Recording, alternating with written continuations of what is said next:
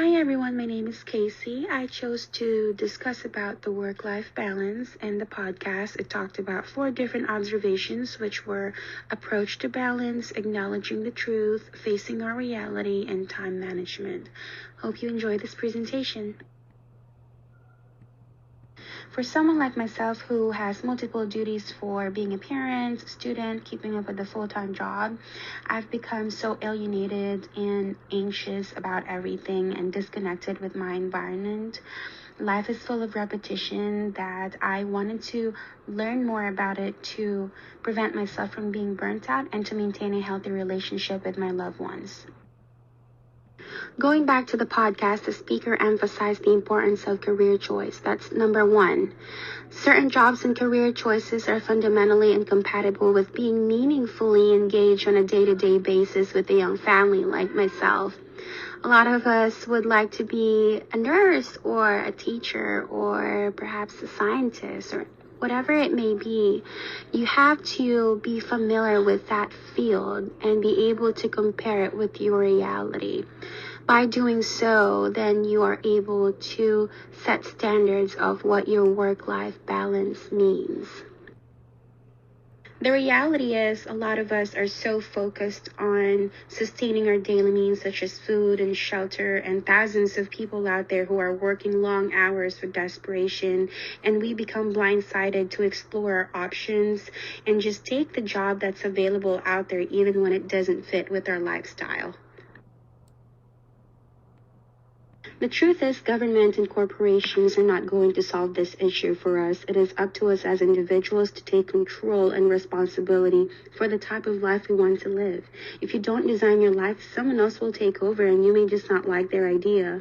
It's extremely important that you prioritize the quality of your life and not let it fall on anyone else, just yourself. Time management, I think, is one of the most important aspects when it comes down to work-life balance. Learning and practicing self-discipline is a lifelong process, but try to continue to be better every day. Adapt to changes and remain consistent. Planning and scheduling saves time and boosts productivity. There's always more to do, so make sure you're using your time wisely. Delegating and outsourcing, make a list of what needs to be prioritized to meet your deadline and a list of what can be done later. Perhaps your friends are asking you to go to a party knowing that you have a test the next day. Well, unfortunately, you'll have to say no, and you must learn how to say no and set boundaries and respect the time that you've already delegated for your plans.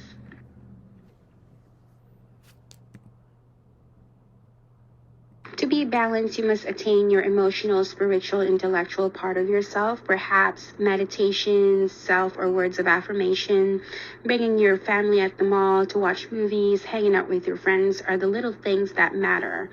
Spreading the behavior can inspire our society to imitate and normalize the act. Hopefully, it can also inspire the employers or corporations to create careers that are work-life balance friendly. I used to struggle in saying no even when it means compromising my plans. However, after further learning this topic, it taught me to create boundaries and be consistent with my commitments and maintain self-discipline. One of the questions that I still have is how many people experience burnt out due to lack of work-life balance. Our research shows that 70% of Americans experience burnt out and 40% have left their job due to lack of support from their employers. However, during the peak of pandemic, remote work has become popular, and a good portion of these employees believe that having more flexibility with their hours and to be able to work in the comfort of their own home and practicing work-life balance had a positive impact and helped the number to go down by 24% in 2021. However, the number went back up and continues to increase as of 2023 when everything was back to normal. So my career choice is actually nursing. For most of you may know, healthcare is such a very stressful and demanding yet rewarding job. Achieving a work-life balance is essential for me to maintain my well-being, allowing myself to spend more quality time with my family as well as my patients by practicing self-care and wellness. I'm not only able to reduce my stress, but perhaps alleviate any early symptoms of burnt out.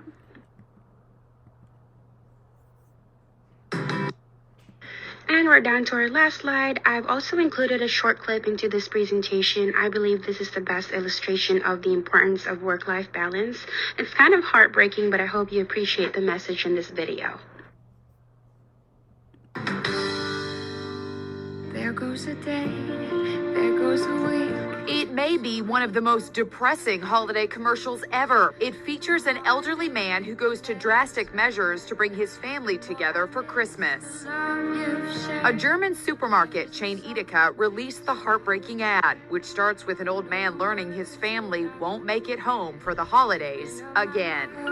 Hallo Papa, ich bin's. Hallo Opa. Ich wollte nur kurz anrufen und dir Bescheid geben. Wir werden es Weihnachten dieses Jahr wieder nicht schaffen. Wir versuchen es nächstes Jahr und dann klappt es ganz bestimmt. Fröhliche Weihnachten, Papa. Bis bald. Fröhliche Weihnachten, Opa.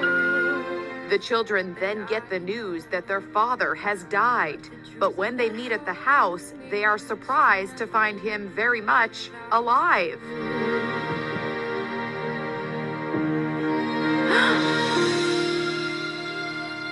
Wie hätte ich euch denn sonst alle zusammenbringen sollen?